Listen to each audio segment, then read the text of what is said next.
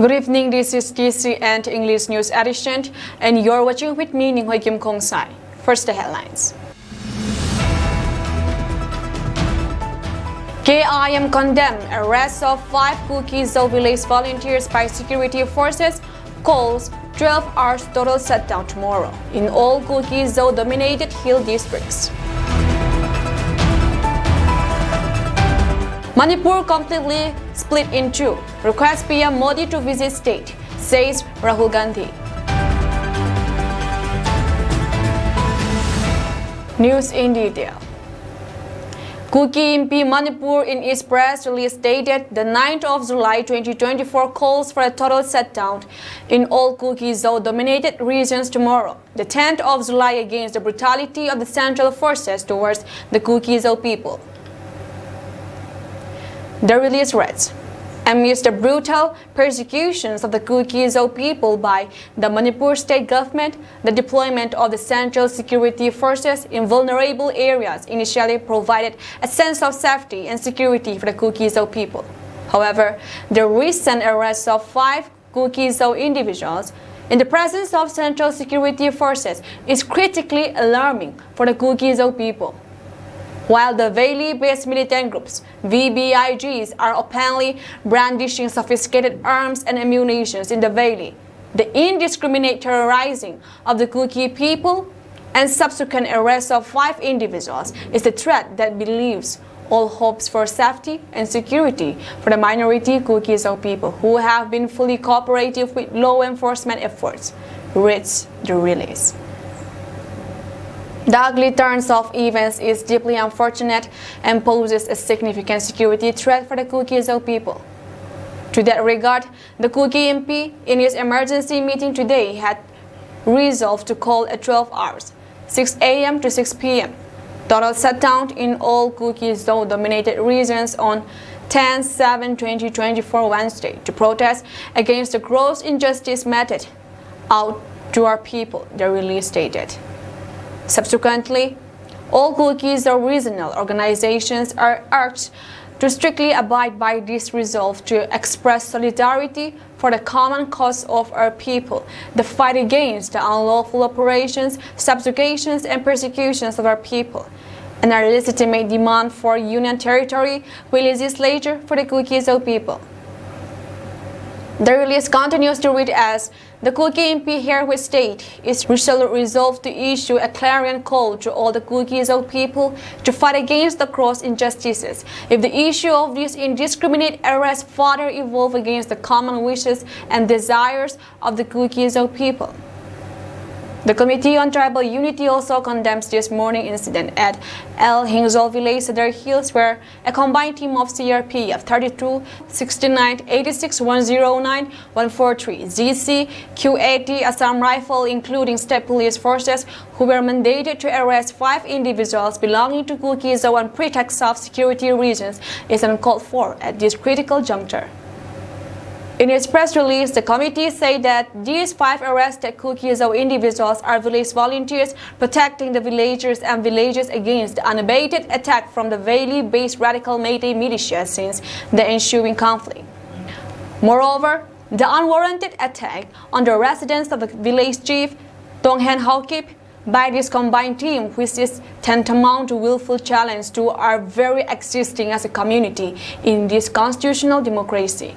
Therefore, the Committee on Tribal Unity, Cedar Hills, is pressed upon to serve ultimatum to the concerned administrations to immediately release the 5 Kuki-Zo individuals unconditionally within 5 p.m. this evening. Another press release from the Committee on Tribal Unity condemns the well-choreographed incident at Ziribam, where 5 Kuki-Zo village volunteers were captured, who were protecting the villagers and villages. These 5 Kuki-Zo individuals who are in police custody must be immediately released unconditionally. The committee also opposed a coordinated team of state police and the VBIGs who have played havoc by burning down of Kuki-Zo houses in the area and threatening the innocent public, causing uncalled fear, psychosis in pretext of maintaining law and order. Moreover, the visit of high-profile politicians at this critical juncture is well appreciated by the minority KSOG community, so that the first-hand accounts may be relayed to our Honorable Prime Minister to reconsider his statements of absolving his chief minister who have failed on all fronts of administrations as well as maintenance of law and order in the state. Therefore, the Honorable Prime Minister must understand that Manipur is a stark reminder of the fragility of peace and law and order, which is devastating consequences of nepotism, hatred, and hegemonic policies perpetrated by and Biren Singh, stated the release. Failure to comply to a request by the concerned authorities within the stipulated time frame. Any untoward incidents arising out of these will be the sole responsibility of the concerned authorities, and the committees should not be held responsible. With regard to the recent denial of medical treatment to an inmate of jail just because he belongs to minority KSOG, the Komi Students' Organization General Headquarters issued a press release appreciating the judgment made by the Supreme Court upon Manipur state government. The press release said that the KSOG people of Manipur, after enduring injustice and discriminations under the despotic and communal Manipur state government since May 2023, felt a ray of hope and a sense of justice on June 3, 2024. Though through the landmark ruling of the Honorable Supreme Court of India against the Manipur state government, this ruling pertained to a case involving an under-trial prisoner from the minority Komi community who was not taken to the hospital by the state due to safety concerns. This approach by the Supreme Court of India in support of the minority Komi community is greatly appreciated. The Komi Students' Organization General Headquarters KSOG has always believed in the rule of law and expresses profound gratitude for the unbiased observations made by a bench of Justices J.B. Pardiwala and Ujjal Bhuyan during the hearing of a plea filed by Lungkhungam Haukip. The bench stated, "We do not trust the state. The accused was not taken to the hospital because he is from the Komi community. Haukip was suffering from piles and tuberculosis but was not provided hospital treatment by jail officials despite severe baggage." The release further states, KSOG is equally concerned about the well-being of other KSOG tribal inmates in Imphal jail. We urge the Honorable Supreme Court to form a commission to inspect and oversee the conditions of inmates in Imphal jail and internally displaced persons, IDPs in relief camps for the sake of justice. The injustice faced by Haukip is just the tip of the iceberg. KSOG tribal people have been subjected to various forms of injustice, discriminations, and rights deprivations by the Mayday-led Manipur state government for the past so many years. Our lands in the hills have been forcefully declared as forest reserve or protected forests through forced documents leading to eventual evictions. Funds intended for the hills are deliberately diverted to develop valley districts. Developmental projects such as hospitals, sports complexes, and universities are conveniently placed in Mayday-dominated valley districts, exacerbating land congestion issues there. The Supreme Court of India has rightly highlighted its lack of trust in the Manipur state government. However, the minority KSOG tribal community has lost confidence in the Mayday-led Manipur state government over many years. As a minority tribal community with little political voice, we have coexisted with them, enduring various injustice until May 3, 2023. Now, we are completely separated from the valley with well-defined boundaries and reintegrating under one administration with them will be like mixing oil with water.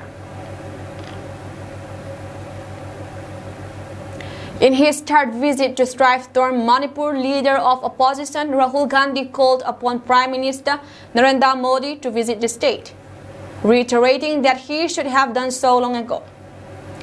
Prime Minister should have visited long ago. I feel that he should come here and listen to the people of Manipur. Even if there was no tragedy, he should have come.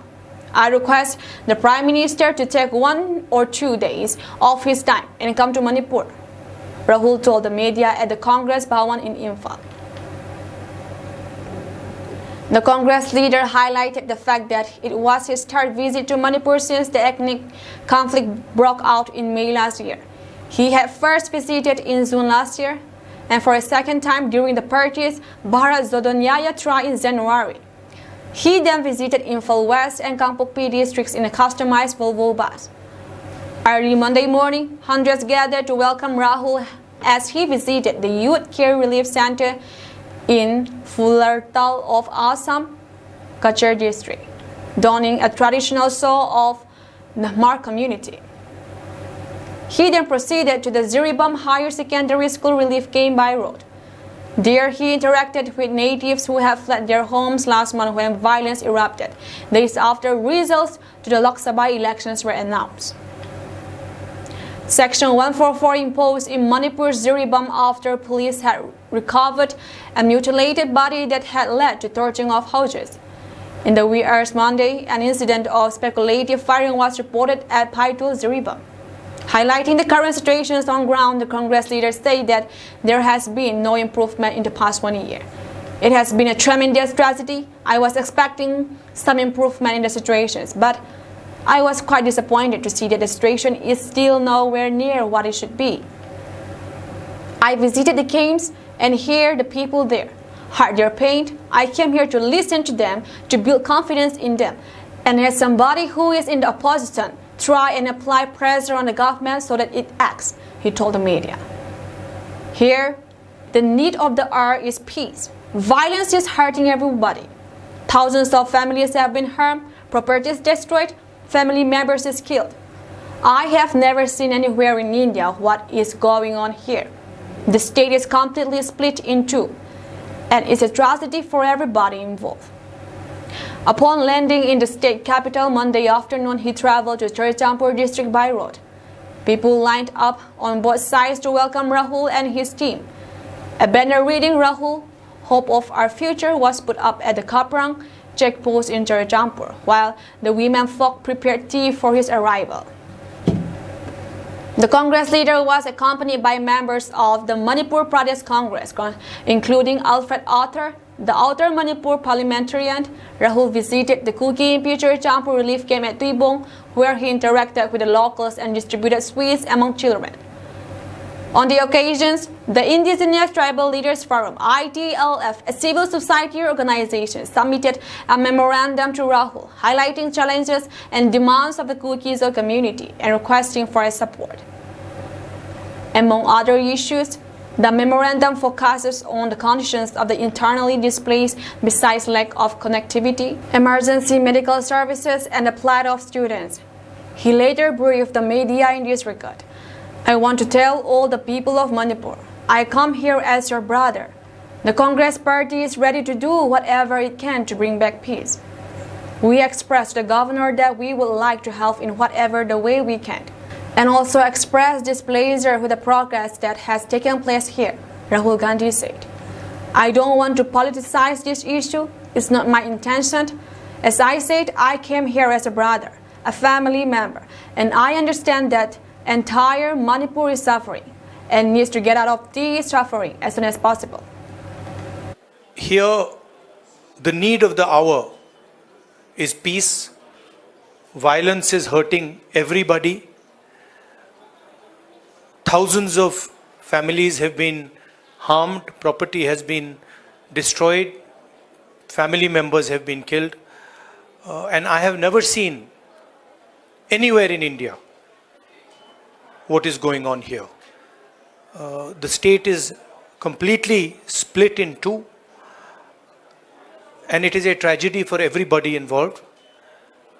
I want to tell all the people of Manipur, I come here as your brother. I come here as somebody who wants to help you, who wants to work with you to bring back peace in Manipur. And I am ready to do whatever I can.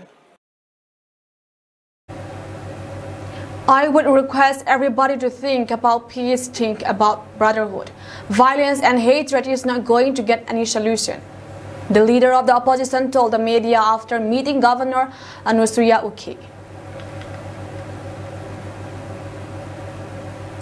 Assam Governor Gulab Chand Kataria reported a significant rise in casualties and widespread devastation caused by this year's floods, speaking to reporters on Tuesday, July 9th. As of July 8, officials record indicate that 72 people have lost their lives due to the severe flooding, which has left millions displaced and caused extensive damage to roads and infrastructure across the state. Governor Kataria, addressing the media upon his arrival at Jaipur airport for an official visit, remarked on the recurrent nature of flooding in Assam. A flood-like situation more or less persists in Assam every year, he stated, acknowledging the region's perennial vulnerability to floods due to the Brahmaputra rivers and its tributaries. People are always prepared for this situation because the region is always prone to floods owing to the Brahmaputra River and other smaller rivers. Despite the annual expectations of floods, this year's deluge has been particularly devastating. This time, there have been more casualties and more areas have been affected, Kataria noted. He praised the resilience and cooperation of the local populace, emphasizing their critical role in supporting the authorities and administrative efforts to manage the crisis and mitigate its impact. The Brahmaputra River, which runs through the northeastern state, is notorious for causing a seasonal flooding. This year's situation has underscored the ongoing challenge of dealing with natural disaster in Assam, highlighting the need for continued vigilance and improved infrastructure to better handle such recurring calamities.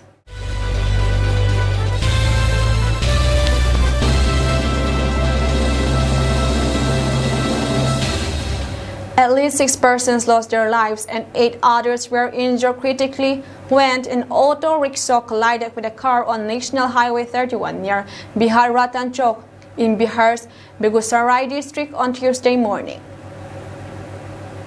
5 victims died on the spot, while another died during treatment at a local hospital.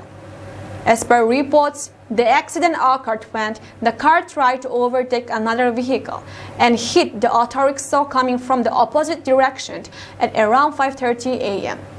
The auto rickshaw driver fled from the spot after the collision. 11 people were traveling in the auto rickshaw when the accident occurred. Bihar Chief Minister Nitish Kumar conveyed his heartfelt condolences to the families of the deceased and ordered officials to offer the best medical services to the injured.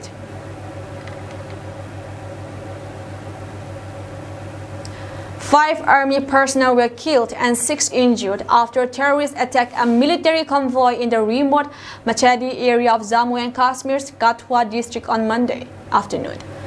The army vehicles were on a routine patrol on the Batadi-Kindli Malhar when attacked about 150 km from Kathua. The injured have been shifted to a hospital for treatment. After the initial attack, terrorists threw a grenade and then opened fire. The security forces retaliated, but the terrorists fled into the nearby forest, officials said. Reinforcements were then rushed in and a search operation was launched to track down the terrorists. Officials say that there is intermittent firing going on between the terrorists and the security forces. Rahul Gandhi, leader of opposition in Lok Sabha, said, "The answer to the continuous terrorist attack has to be strict action, not hollow speeches and false promises." In a post on X, Congress Chief Mallikarjun Kharge said, "Deeply anguished at the martyrdom of our 4 brave Indian Army soldiers in a terror attack in Jammu and Kashmir, Kathua. 6 Jawans are also injured. We unequivocally condemn this cowardly terror attack on the army convoy in the strongest possible terms," the Congress chief added. This is the second attack on the Indian Army in the Jammu region in the past 48 years. On Sunday, an army camp in Rajouri district was attacked. 1 soldier was injured. Today's attack came after 24 hours after 6 terrorists were killed across 2 separate encounters in Jammu and Kashmir Kulgam district. The encounters, which began on Saturday, also claimed the lives of 2 soldiers, including a paratrooper, while another soldier sustained injuries, police told NDTV.